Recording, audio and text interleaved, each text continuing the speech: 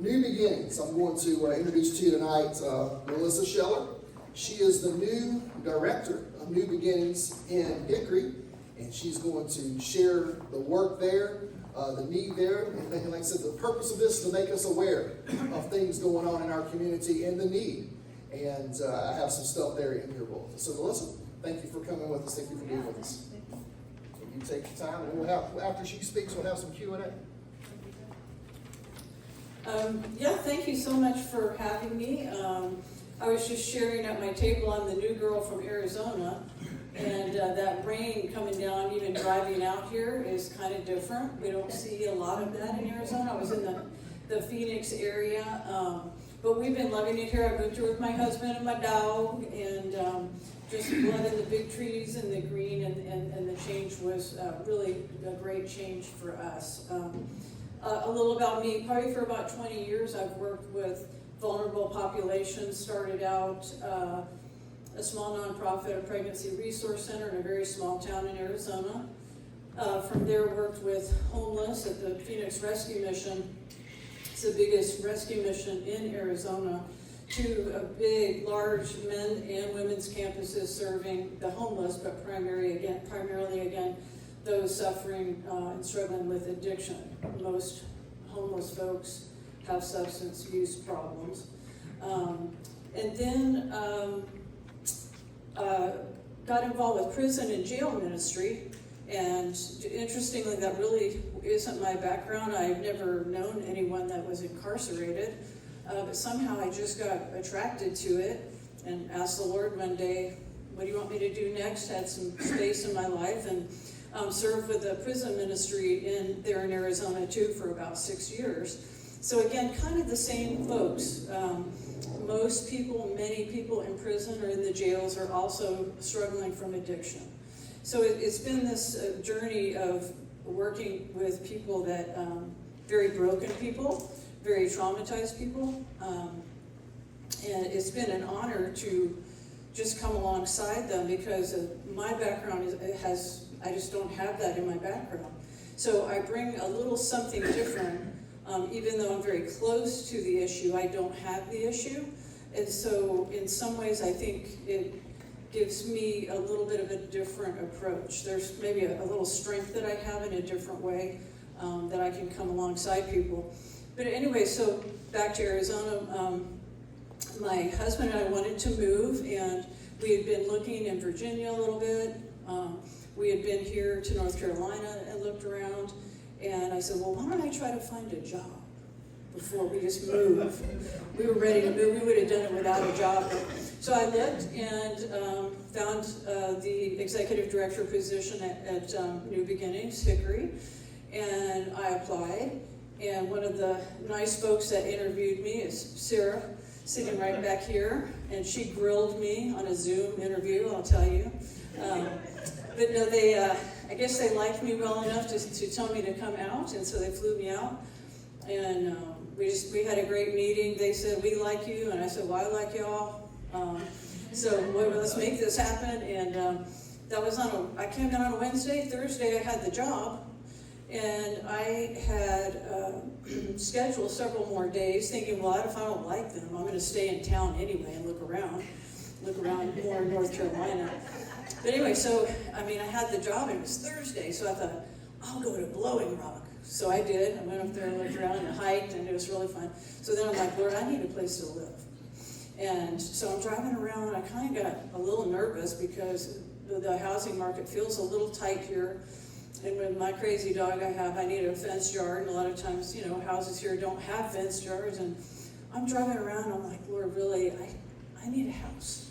So I'm driving through Viewmont. I look down, there's a little red and white sign, like at 6th Street and 15th Avenue. I only know that now because that's where I live. Otherwise, I couldn't have told you that. Anyway, so I'm like, okay, I drive down there. Turns out it was a couple that goes to Corinth Church. Cute little red brick house, fenced yard. And so we met, and they're like, well, she said, I like you. I like what you're doing. I'm going to rent you my house. So by Friday, I had a house, and I called my husband and I said, we're moving to Hickory. We're going to be in Hickory, And he's like, okay, great. So anyway, I was giving you the backstory because kind of people ask me like, how did you get here from Arizona? But it was all a God thing, and as I watch what God is doing at New Beginnings, very exciting.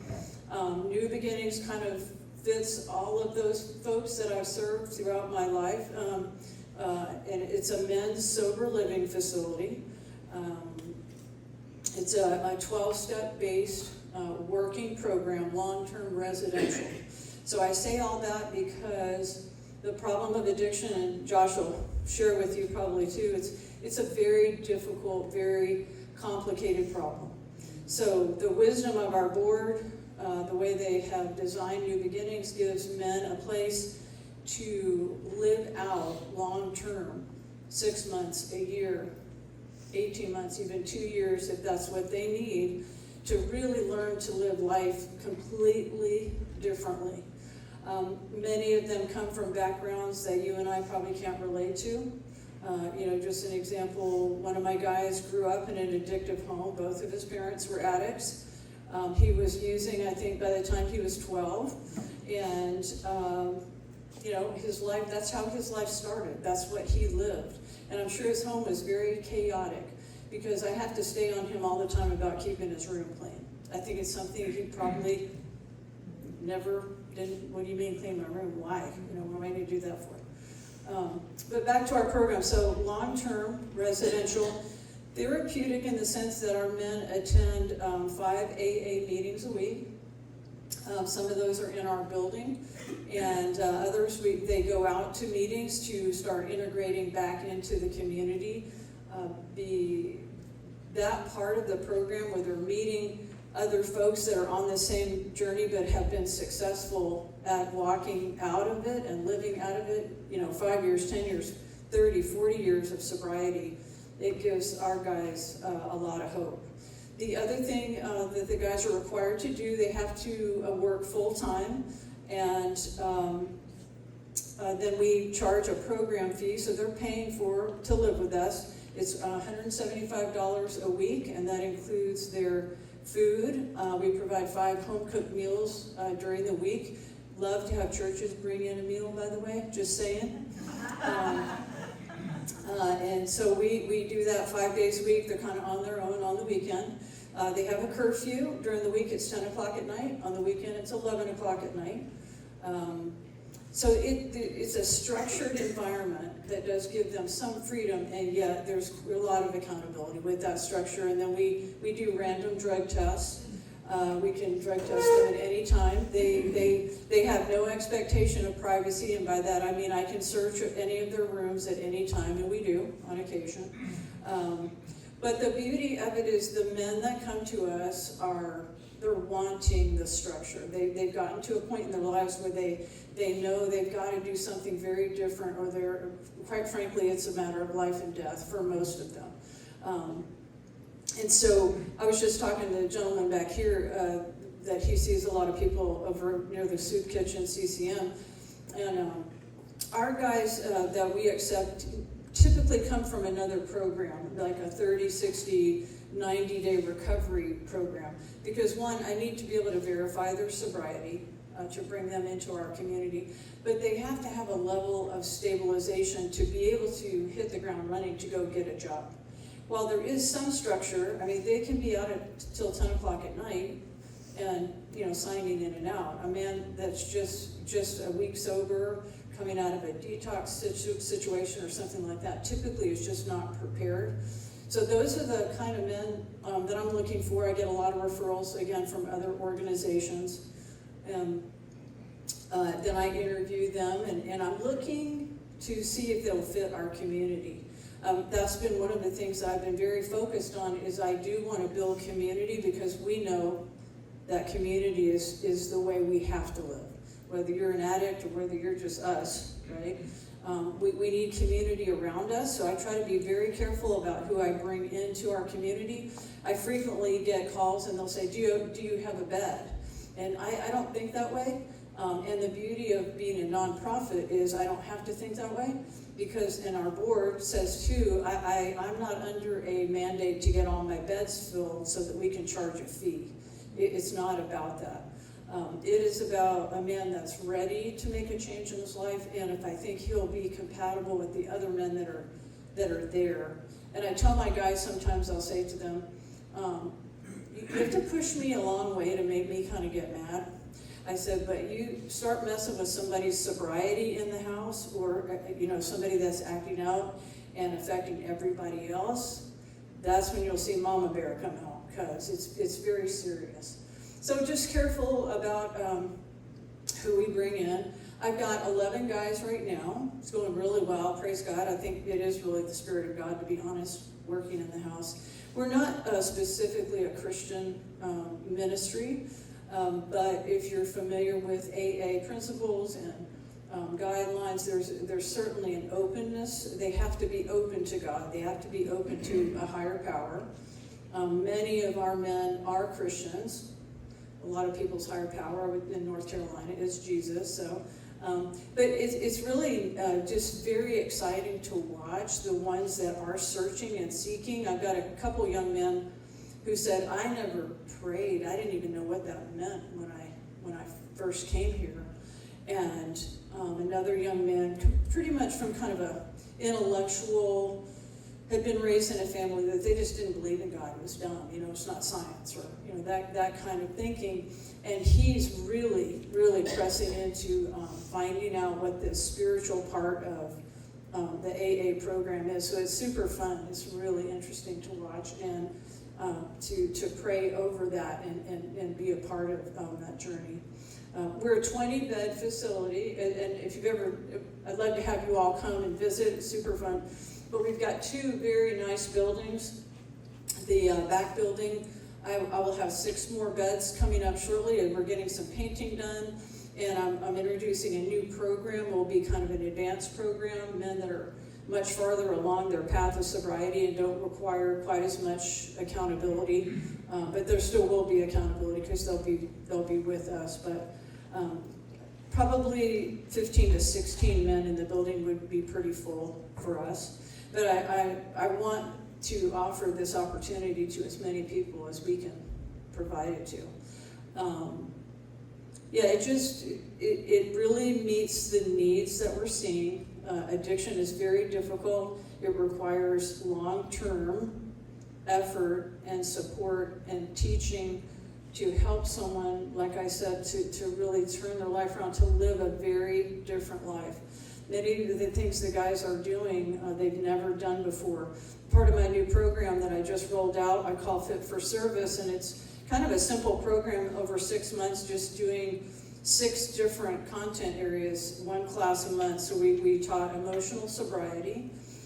Then we did a finance class. Many of our guys have never looked at a budget. They never even considered how to manage their money. So budgeting. I just finished teaching sort of a healthy relationship class on boundaries. We have a servant leadership section that we'll be doing, and I'll be sure to send to y'all. We have a nationally acclaimed speaker. This is totally a God thing too. March 1st coming in to partner with us, and he's doing a workshop on servant leadership at Christ Church on March 1st, but I'll be sure to get that to everyone.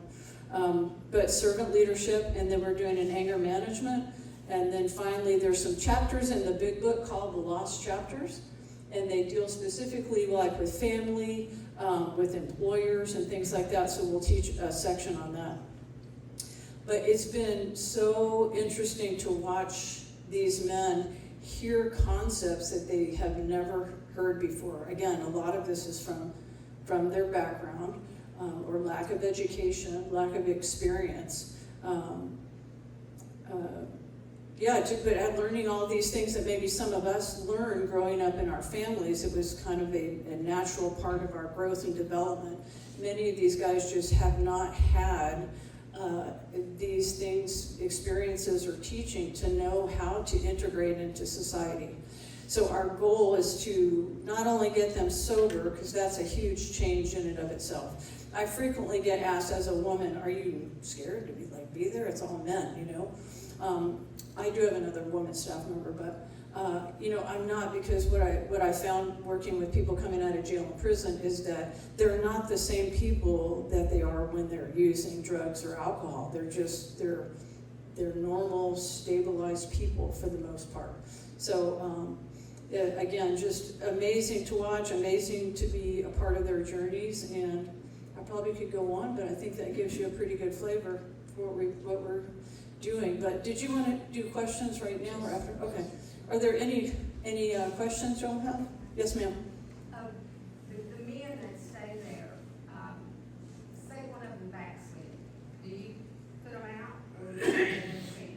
Yeah, we have some immediate things for discharge. Yes, if they were to use drugs or alcohol, it's an immediate discharge.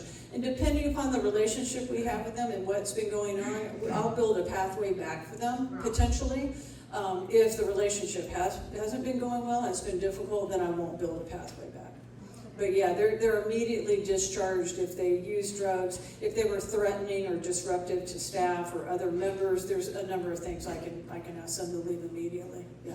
Melissa, is there a set time that they can stay there, or are they allowed to just remain? How long? What's the average wait? Yeah, I think the goal would be probably about a year, but we have had men that have stayed longer, and again, if they're working on their program and there's areas of growth that we both identify that they need and they need the accountability, they could potentially stay. Yeah.